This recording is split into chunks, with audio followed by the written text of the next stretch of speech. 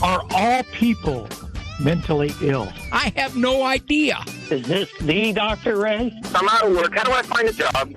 I don't know. Boy, you hit the nail right on the head there. Now, why would I say something so dumb? I don't know. I don't remember what I said. Help me out. I listen to you all the time. You're my shot in the arm. Well, it makes sense from your perspective and your individual brain. And I guess that's true, but doggone. Well, are you better than God? No way. I think I'm going to have to change this channel. I'm sorry. Oh, no! Great stuff, Dr. Ray. Glad I called. Now, from the studios of Living Bread Radio Network in Canton, Ohio, the hometown of Mother Angelica, here's Dr. Ray. Expanding your ego while shrinking your id. A little Freudian lingo there, if you remember that from Psych 101. If you had it, I'm Dr. Ray Guarendi. The program here is The Doctor Is In, Like the Man Said.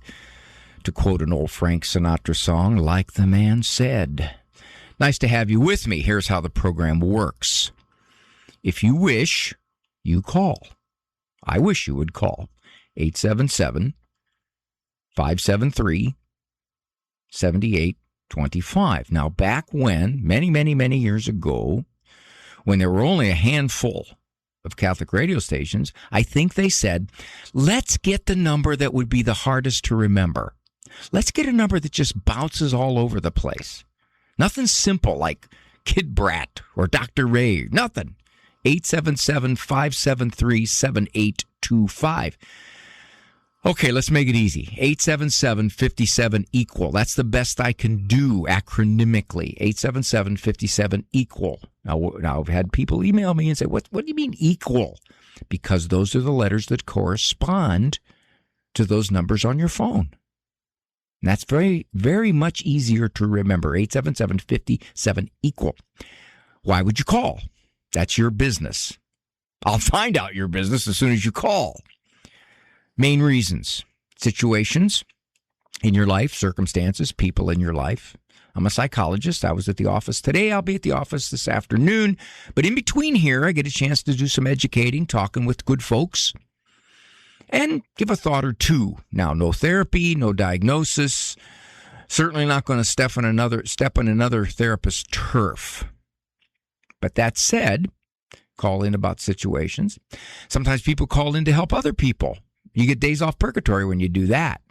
Sometimes I think I add to my days on purgatory with how I handle a call, but that's God's call. And he's never called. He's never called. That said, also, you can have a question about a generic. Looking up there at a call right there, it looks like it is a generic question.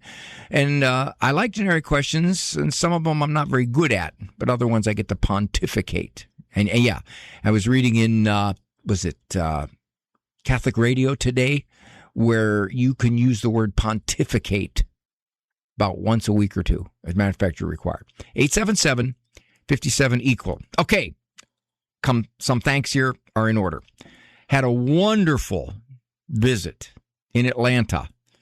Our partner, The Quest, Catholic Radio in Atlanta, AM 1160, 50,000 watch, blowtorch, big stick.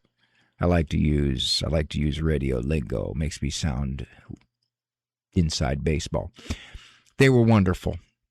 We were at Holy Spirit Catholic Church. They put out all kinds of notices. Got a lot of people there. It was a wonderful 4-episode visit of Living Right with Dr. Ray. I almost didn't go. As I told the people on the first night, there is some lingering resentment that I have toward Atlanta. Not the people, not the radio station. But do these names mean anything to you? Greg Maddox, Tom Glavine, John Schmaltz. Some of you recognize those names. That was probably the best trio of starting pitchers in the history of baseball. And we just happened to run into them in the World Series. We meaning the Cleveland Indians at the time. And we were so excited that our team finally made it to the World Series. That's so precious. And then we ran into those guys. It's 30 years ago. I think I'm over probably 80% of my resistance to going to Atlanta. Wasn't enough to stop me. But it was close. It was close. Now, all that said, a good Lord permitting, people say, when are you going to do the TV show in Northeastern Ohio? Because it's been years. It has been years since we've been here. So that said, let me give you a few of the details here. On September 23rd and 24th, we will be doing 4 episodes of Living Right with Dr. Ray at St. Joseph Parish in Avon Lake. Now, how do you sign up for this? Well, you go through the rockcatholicradio.com, but at this point, I don't know what they have put up yet. They will let me know. On the guests, we got some phenomenal guests. Got the most successful high school coach in the history of the nation is one of our guests. Got some wonderful sisters. You will recognize them and what they do. It's got some folks involved in beautiful ministries. Okay, that's the first time we've been in Cleveland area in 5 years. So we're looking to fill up the seats. That's real critical. Second thing, good Lord permitting, through Guadalupe Radio Network. Boy, I'm doing like a lot of self-promotion here. Sorry about that. Guadalupe Radio Network. I am teaching a 7-week parenting course. Get into the real weeds, the details, the nitty-gritty of being a strong parent, being a confident parent, being in charge in your home. Look, I'm telling you, if you're struggling with your kids, or you don't even have to be struggling, you just want to say, you know what? I want to know how to deal with some of these forces lined up against my parenting. You go to GRN. The G does not stand for Guarendi. It's Guadalupe. GRN, Guadalupe Radio Network, grnonline.com/academy. And you can sign up. Now, there is a fee, but I will tell you this. That fee is so reasonable, it is barely above what you would pay for 1 hour of my parenting counseling time. And here's the deal. You sign up, you can bring somebody else for free. Yeah, that's what they're doing. They're selling me cheap, real cheap. I don't know what that says about their confidence in me. And you can also take any other course they have if you wish, for free, if you want to use it that way. So go to grnonline.com/academy. You'll see my face there. Just click on my face and give you all the details on how you do it. 7 weeks starting September 21. All right, we'll be done before Thanksgiving, well before Thanksgiving. All right, all that said,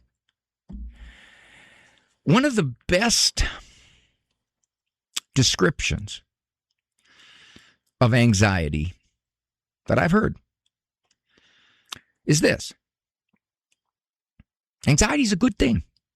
Thank God for the gift of anxiety. Anxiety is the body's warning system for danger. It essentially juices up the body to respond. Everything is orchestrated. It's a cascade of physiological concatenations.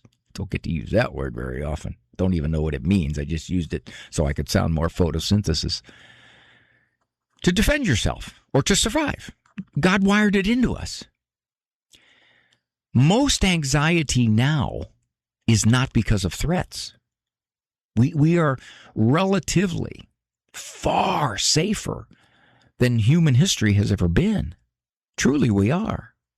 I know we think we're not because of the media, but by and large, life was threatening in most of human history. You could be marauded. You could be taken over. You didn't have civil rights, all kinds of stuff. So anxiety was necessary. Well, what's happening now is that anxiety is being kicked in because your brain is telling your body you're in danger when you're not in danger.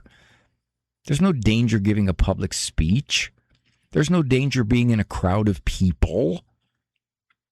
There's no danger really flying on an airplane. There's no danger on an interstate to speak of if you compare it to all driving, because interstate driving is the safest. So what happens is the safety response, which is anxiety, gets transferred to a place it shouldn't be. The anxiety itself is not dangerous. It's an unpleasant feeling. It's an unpleasant cognitive journey, but it isn't anything that will hurt you. But people govern their lives according to anxiety. They cut off all their freedoms. They stop doing things that they would otherwise very much enjoy. Why? Because they don't like that anxiety. But the anxiety, if you reframe it as something that is just out of place, it isn't a scary phenomenon. Oh, Dr. Ray, it feels scary. Of course it does, because that's the exact same physiological response you would experience if you were in real danger, but you're not in real danger. The fact that you're going to a funeral and you don't like going to funerals and you want to avoid funerals, or you don't want to get on an elevator because elevators really, really make you nervous. You don't like that. There's no danger in any of those to speak of. I mean, obviously something could go wrong. Somebody could bust into that funeral and threaten everybody, or the elevator could malfunction, but the odds of that are so remote. But the anxiety kicks in. Why? Because your body is stupid. Your body responds to whatever the brain tells it.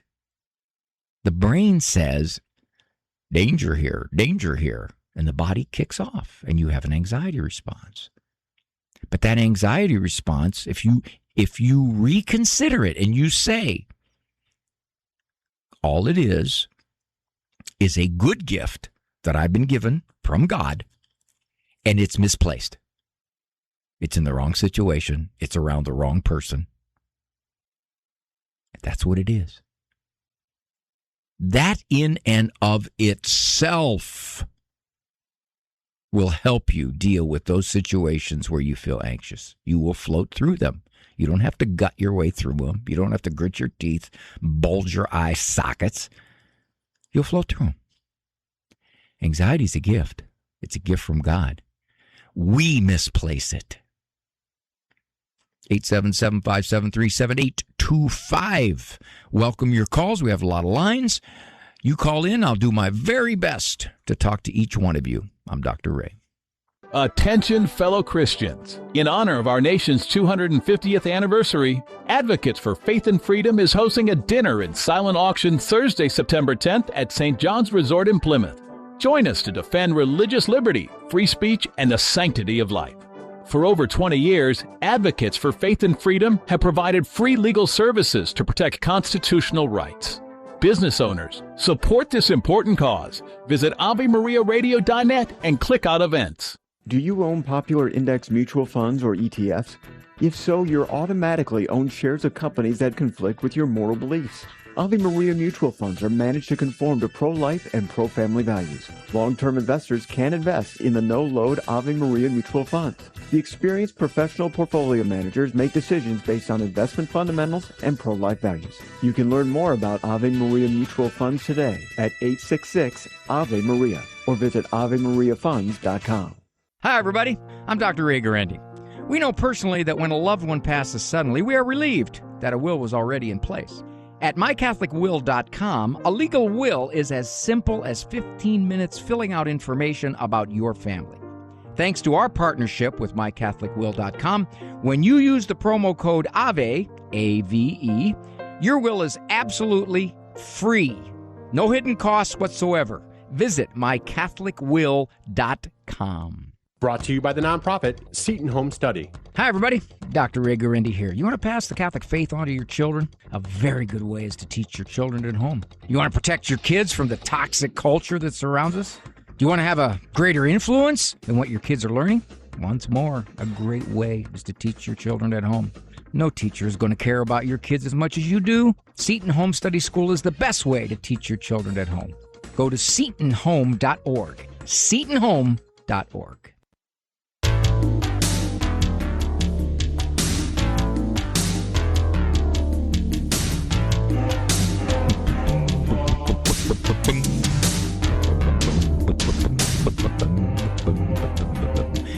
Patty is asking a question that I'm going to start the question out with. I have no idea. However, given that I am able to bob and weave my way through a question, I might be able to ask some questions where Patty can answer the question, and then I can sound smart. Hi, Patty. Hi, how are you today? Thanks for the call, dear. Appreciate it. Well, I belong to a small parish in eastern Washington, and we seem to have, I believe, quite a deficit in our finances, about $40,000. And I was wondering, I'm having a difficult time trying to get any more information out of the financial council. And I was wondering if you know anything about what financial council should be telling the parishioners or not. That's where I was going to say, I don't know. I would think, Patty, that you would have the right to go to your priest and say, Father, I'd just like to see, I'm supporting my parish. I would just like to see how the money's being used. And if they say, well, no, that's none of your business, I'd be a little nervous about that. Well, they gave us a pie, they gave us a graph finally in August. But they didn't tell us if we have any savings. All they told us was that the operating costs between what we're bringing in and what we're spending is about $40,000. And I've tried to get other information. They've just kind of, and I don't know if it's because it's, maybe they have more of a worldly view than I do. I don't know how many details. I don't know how many details you're allowed to have, Patty. You can say, this just tells me proportions. It doesn't tell me how we have a $40,000 deficit. Now, if they say, well, here's our expenses and here is our collections, and this is why we do. We're just not bringing in enough money to pay for our expenses, which they have to pay for. Things like electricity or gas or lighting or whatever it is, staff salaries, priest, whatever minimums the poor priests get, all of that. So maybe you could talk to Father, and he's ultimately the authority, and you could say, Father, I'm just curious on details. Is there any problem with letting me know these things? And then if he says no, he might say, well, here's why not. I don't know. I don't know what the possible reasons could be, Patty. That's where I will plead ignorance, which I'm very comfortable pleading many times. So, because it's kind of a dicey situation, and it's making it real difficult. Because what I'd like to do is when I go to Mass, I'd like to concentrate on what I'm supposed to be concentrating on, and it's really, really been difficult. And so that's why Patty, you know why you're not concentrating at Mass? Because you're concentrating on the financial thing. You can ruminate about it forever, but all you're letting it do is take you away from the real reason you're there at Mass. Even if, and I know why you're all upset about this, because you think there might be some shenanigans going on. But even if there is, that's still not something that you have to let take you away from being immersed in Mass. You don't have to do that. You're allowing it. I understand. You're thinking about it. That's what I'm trying to figure out. And I don't think it's shenanigans. I do think it's a lack of leadership. Well, whatever you think it is, Patty, think about it away from Mass. Don't think about it during Mass. When it creeps into your head during Mass, you pull yourself back to paying attention to Mass. You got 160. That's what you got 167 hours the rest of the week. You don't have to use that hour at Mass. Okay. All righty. Thank you. Okay, honey. Thanks for the call. 877-57 equal. Let's go to Barbara, Massachusetts. Hi, Barbara. There you go. All right. I'm just trying to take the earbuds off the speaker. Okay. So. I'll give you time. Go ahead. No hurry. Okay, so my question was, I have two sons. I was married and divorced their dad, and I remarried, and I had gotten an annulment. So my oldest son he just got married in May. They're in their late 30s, and he got married in the church. He's doing great. Him and his wife are very much involved in the Catholic Church. And so my youngest son lives abroad and for work, and he met somebody not that long ago. And she is evangelicus, I think you say it. Evangelical? Yeah. And, of course, my son was brought up Catholic. He hasn't been involved in the church, so I and his brother are trying to talk to him about getting married in the church, in the Catholic Church.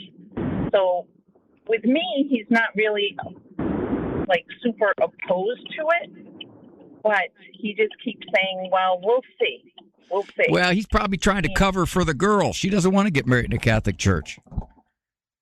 Well, he had said to me, I just recently talked to him, he had said to me when I asked what her, faith was, he had said, well, either way, either church.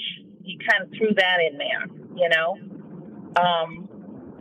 So I don't know what he meant by that. So, of course, I was looking up, can a Catholic marry an evangelical, which they can, of course. Or, could he marry her in her church as well? And does it mean the same thing? But I'm doubtful about that. I'm not sure about the specifics on that. I should know that if he gets married in her church, I don't know if there is a priest that would be there. It certainly wouldn't be a Catholic mass. And I would think he'd need to get permission from his bishop. So at that point, if he marries her in her church, he's essentially, I don't want to say leaving the Catholic faith, but he's certainly not following the Catholic faith because he's a baptized Catholic. Now, that said, I would ask him this, Barbara. I would ask him, what is it that would keep you from getting married in the Catholic Church? Then find out whether he thinks it's practicalities, whether he isn't very Catholic at all, so he doesn't really care. That's probably the most common reason. Or whether she's a little more resistant than he's telling you. Now, you said that a while back he kind of drifted from the faith. So for him to get married in the church, would this be something that he thinks his mother wants him to do? Well, and his older brother, had drifted away from the church through college and everything. They got to find themselves and all that. And I myself drifted away from the church and got back after some years. Okay, stay there, Barbara. Stay there. I'm going to give you a few more minutes after the break. 877-573-7825. Give me a call. Only the bottom of the hour. Got plenty of time left, and I certainly would like to visit with you.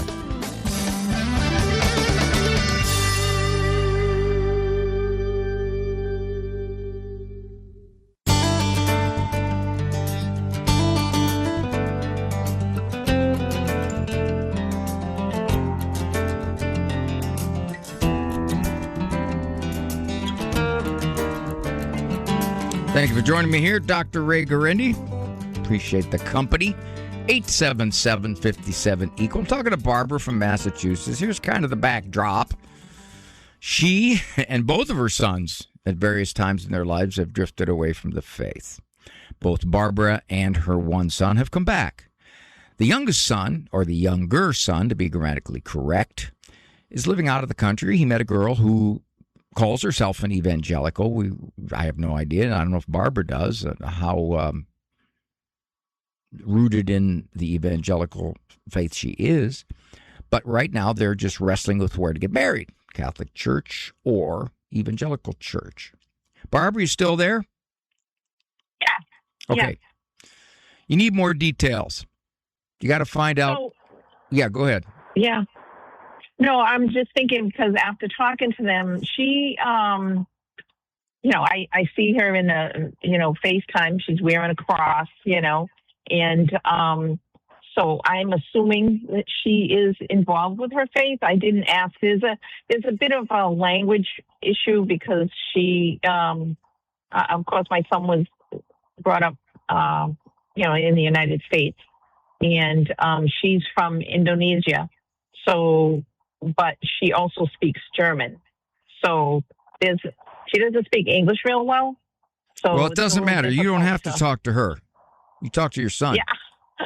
You don't worry about talking to her. You find out from your son where she's at, and she may be the main motive for him leaning toward the evangelical church. So find out from your priest what all is involved in that, because I don't want to give you misguided advice.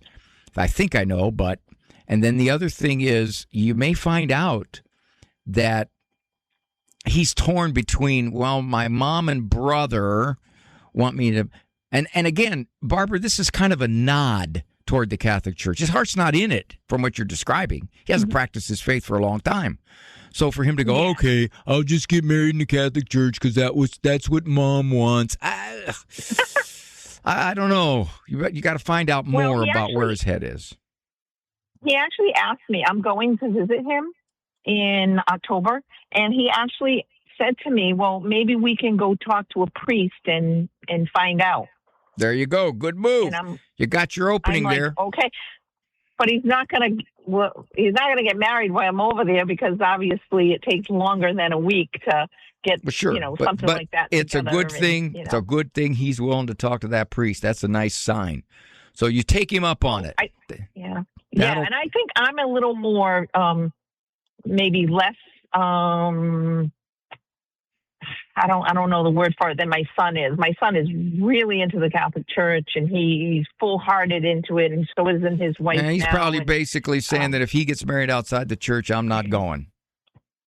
I don't think he said that, but I think he basically is looking in the hereafter and talking to his brother about that. Well, I'm going to let you go, dear, but your son might have more influence over his brother than you do. But talk to that priest. You got the opening. Thanks, Barbara. I appreciate it. Nadine from Atlanta, where I was. And I have to wonder, I don't know if I'm going to take Nadine's call because I have to first ask her, did she go to the TV show and be in the audience? Nadine, did you? Yes. You did? Hello, Dr. Ray. You were in the audience in the TV show? I was. Well, then I'm going to answer your question.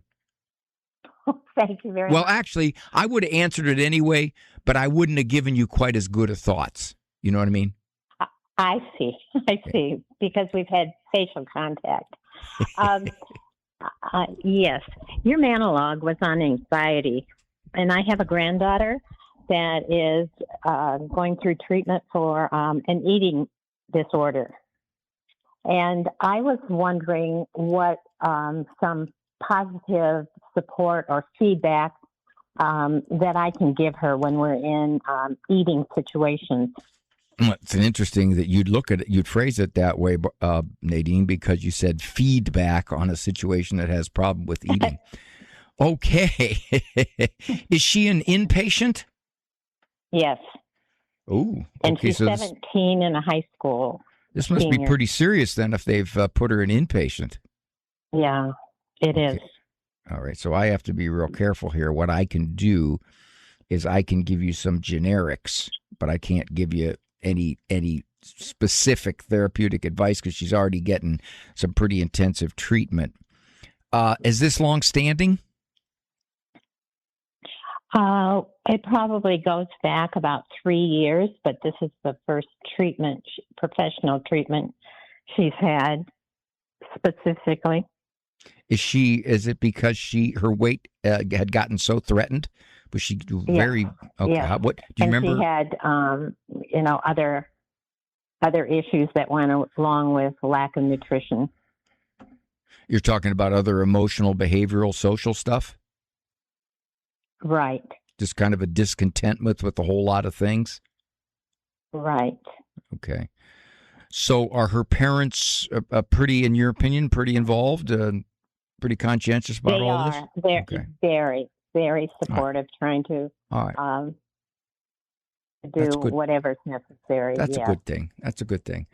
Obviously, she's going to be released at some time shortly. They're not going to keep her all that long, correctly? I hope. That's the hope. I guess we're waiting for those mind changes. Question. She has to reprogram her thinking, I guess. Well, you said you had anxiety with food. What it probably you meant to say is she's having a lot more anxiety about her body image. Okay. In other words, with eating, because, and you said she struggles with bulimia now. Is she throwing up? Is she self-purging? Yes, she was, yes. What's her weight when she was admitted? I'm not sure, but I think it was 100 pounds or less. And boy. she's 5'5". Yeah. Oh boy. Okay. She's getting down there. And she's beautiful. Well, that that could be part of it, in the sense that indirectly she wants to make herself look so beautiful, and she's just worried about her body getting out of control. So she's got this distorted body image. She looks in the mirror and she may see somebody that's fat because she pinches around her middle and goes, oh no, there's stuff there. Oh no, kind of thing. Is she also, well, obviously, bulimia and anorexia oftentimes go together. Is she also anorexic? In other words, she'll try to starve herself. They can't get her to eat. Well, publicly, it's kind of, sometimes she makes an issue of it. I don't know privately if she finds things or not. But it's like almost a defiance. Okay. So. All that said, it must have gotten, in somebody's eyes, pretty serious to be set into an inpatient setting. That said, also, she's probably seeing a counselor. She'll probably see a counselor after she's released. They probably will want to get her up to a certain weight before they release her. Stay there, Nadine. Stay right there. Don't leave me. You'll get special treatment because you were in the audience there in Atlanta. 877-573-7825. This is Dr. Ray Guarendi. Program Doctor is in Monday through Friday. Still got time to take your calls. 877-57-EQUAL. Right after Nadine.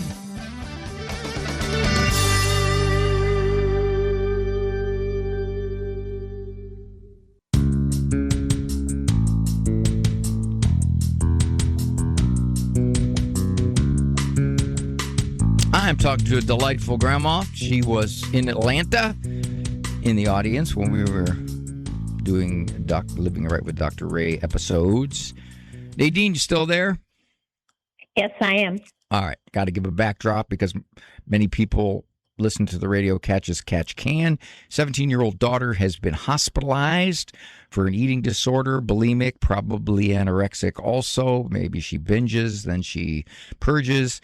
All that said, she's down to about 100 pounds at 5'5", which is certainly on the slender side. And Nadine has said that there are other matters floating around in terms of this young lady's overall discontent with life, maybe some anxiety, maybe some depression, whatever it might be that's there.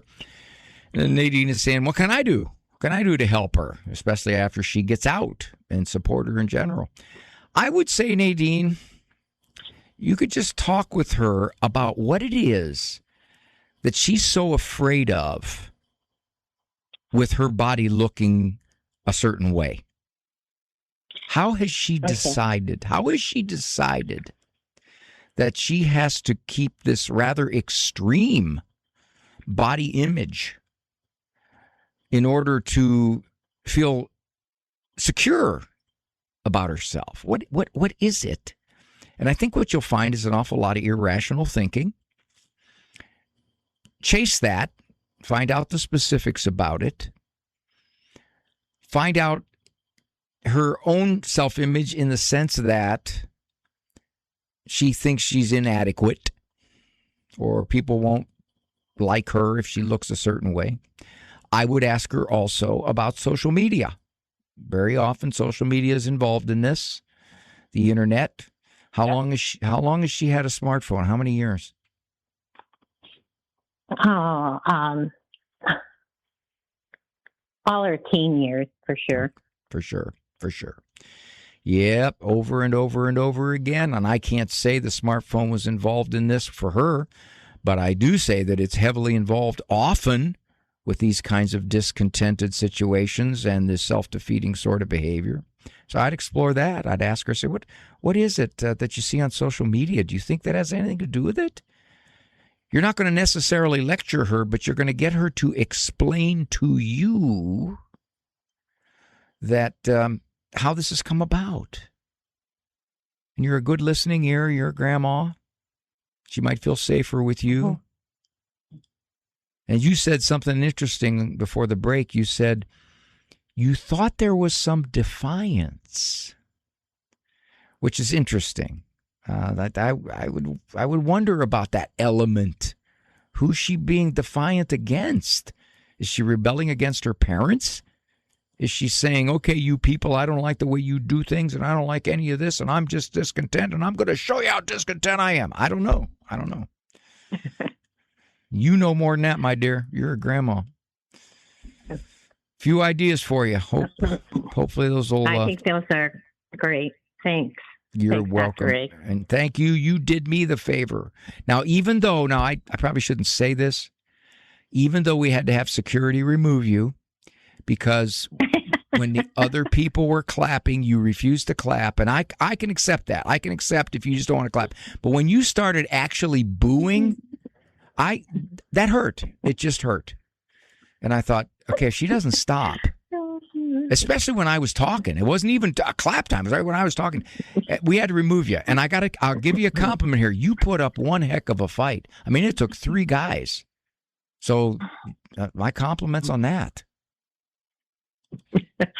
Well, Dr. Ray, you always give me a laugh. So I really appreciate you. Thank you. You're welcome, dear. I'll talk to you. Let's go to Joe from Kalamazoo. That used to be a Glenn Miller song. I got a gal in Kalamazoo. Hi, Joe. Yo, Joe. Hello. Yes, sir. There you go. A Glenn Miller song? I'm not aware of that one, but there's a country western one. That was, no, I'm thinking of where I used to live. But anyway, hello, Dr. Ray. Good hello there, sir. Thanks for the call. Yeah. So first, I did see you in Kalamazoo. It was probably memorable for you in March of 2024. I remember, Joe, you dozed off twice.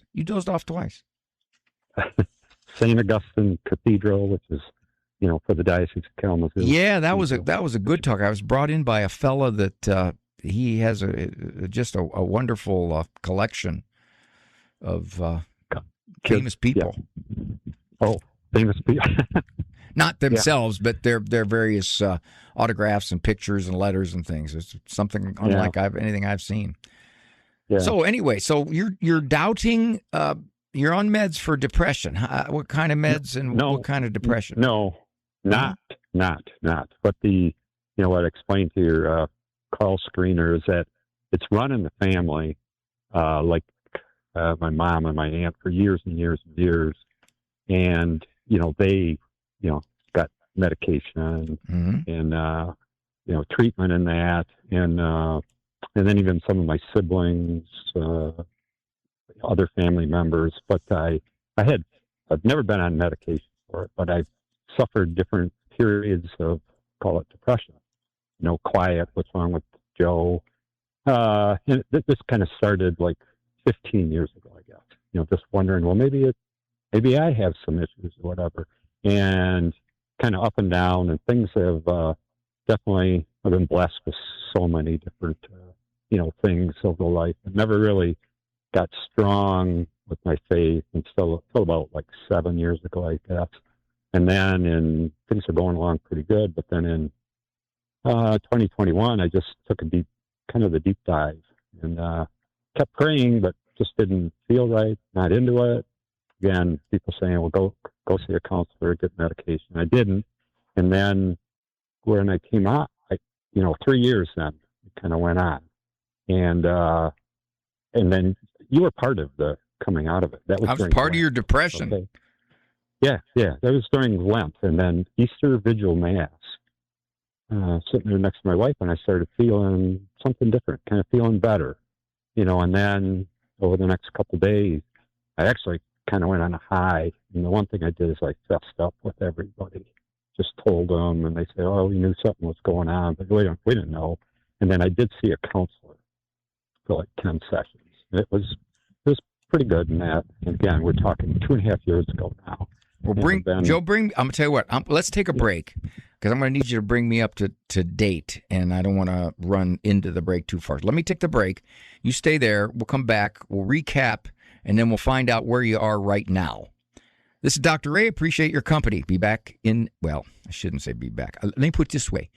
Rather than I'll be back in a couple of minutes. Hi, this is Vanessa Denha-Garmo. Sylvan Learning offers personalized one-on-one academic coaching online from home, designed around your child's unique needs and schedule. Strong academic skills today can help create opportunities tomorrow. Higher grades and stronger test scores can open the door to scholarships, top universities, and a brighter future. Visit mysylvancoach.com to learn more about one-on-one coaching online from home. That's mysylvancoach.com. This program is brought to you by the following nonprofit underwriter. Are you longing to hear God's voice? Lord, Teach Me to Pray, the free Ignatian prayer series will open your heart to His voice, to the peace you are seeking, and the only love that fulfills the human heart, Jesus. God is calling you to true joy, knowing Jesus personally. Lord, Teach Me to Pray is free. Go to LordTeachMeToPray.com, click on the red box, order the Lord, Teach Me to Pray series now. Go to LordTeachMeToPray.com. Marcus Peter hosts Unveiling the Covenants. What is a covenant? It's a vowed exchange of lives which results in an unbreakable family bond. Throughout Scripture, God seeks to espouse all mankind to Himself in an unbreakable covenant bond. His covenantal love is a free gift, but it necessitates a response from us. We are free to accept or reject it. Let's learn what this means as we unveil the covenants. Saturday mornings at 11 and Sunday morning at 9:30 a.m. on Ave Maria Radio. God has given each of us one life to live, and caring for our health is one way we can honor that gift. At Healthy Lifetime, we help you age with confidence, fulfillment, and the ability to enjoy what matters most. That's why our personalized health coaching for aging adults is built around listening, understanding, and helping achieve your goals. Visit HealthyLifetimeInc.com/Ave Maria to sign up. That's HealthyLifetimeInc.com/Ave Maria.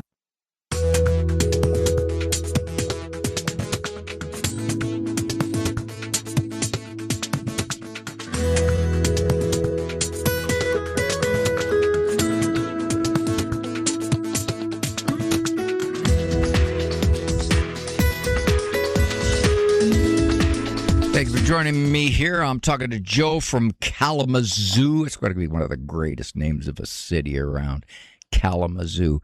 Come on, Andrew, use that magic ears and find out what Kalamazoo means. Because I remember in the song it was Kalamazoo, zoo, zoo, zoo, Michigan. So he had some relatives who have had long histories of being depressed. He said, well, for the most part, didn't bother him until about 15 years ago. Went through his own different spells. It sounded kind of like he got the blues. I can't diagnose that, but from his description, he had some counseling, and now he's wondering. What is this all about? So, Joe, you still there? Yes, I am. Okay. So right now, do you still think you have some depressive elements going on? No, not really. I mean, I get, occasional little anxiety, but what I do is I pray more, turn to God. The divine mercy of Jesus, I trust in you. In one of my books, I talked about that very question that you bring up, Joe, which is, Is medication a sign that I lack faith? No, not necessarily. Well, no, I'm just going to say no.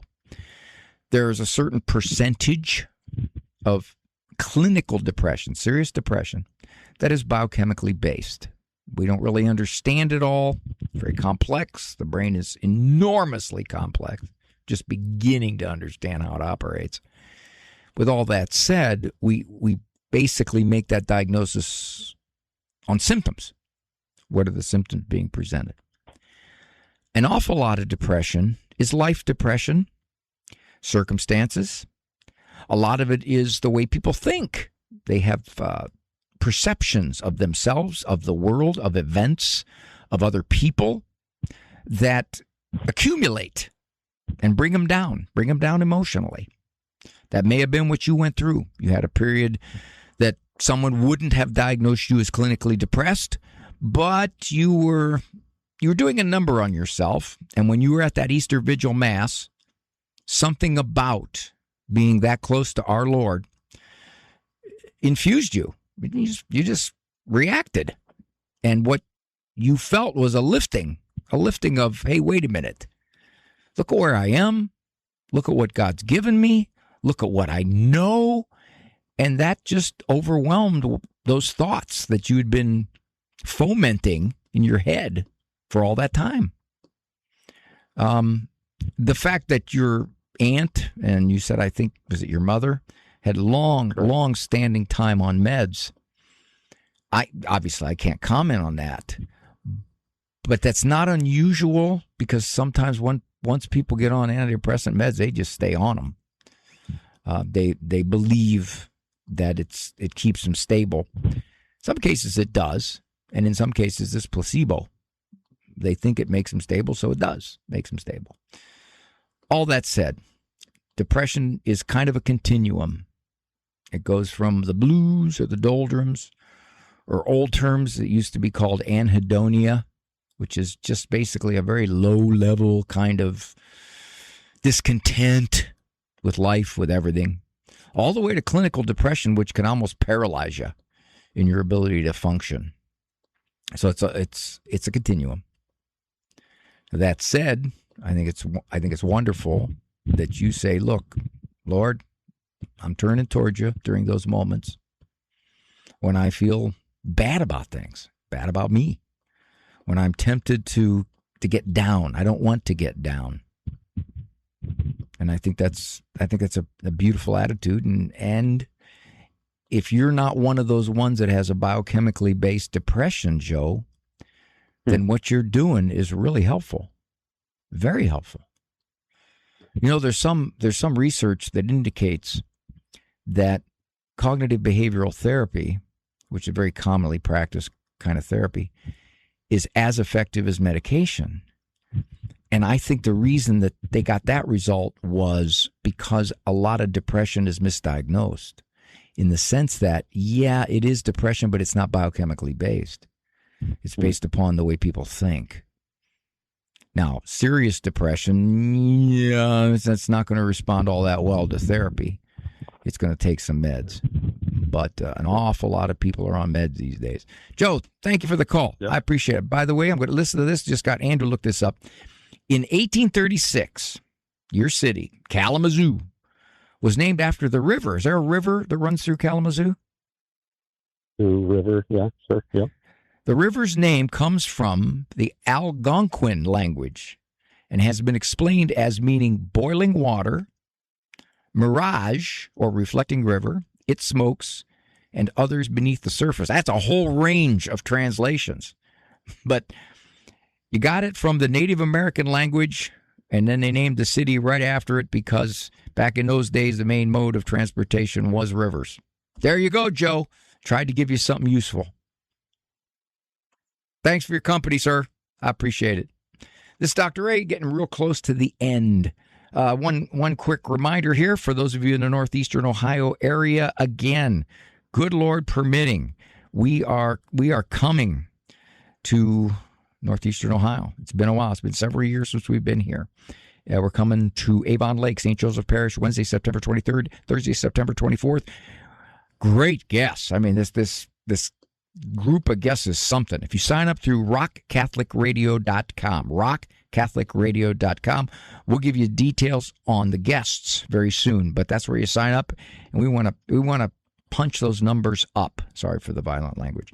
I'm Dr. Ray. Thanks for joining me here on The Doctor's In. Thanks, Ender Kruchek, producer man. Eric Dumont calls Screamer. Walk with God. That's a walk you never, ever want to get off of. For information on Dr. Ray's presentations, books, and CDs, visit drray.com and follow him on Facebook and Instagram. The Doctor is In is a co-production of Ave Maria Radio and EWTN Radio and carried across the EWTN Global Catholic Radio Network.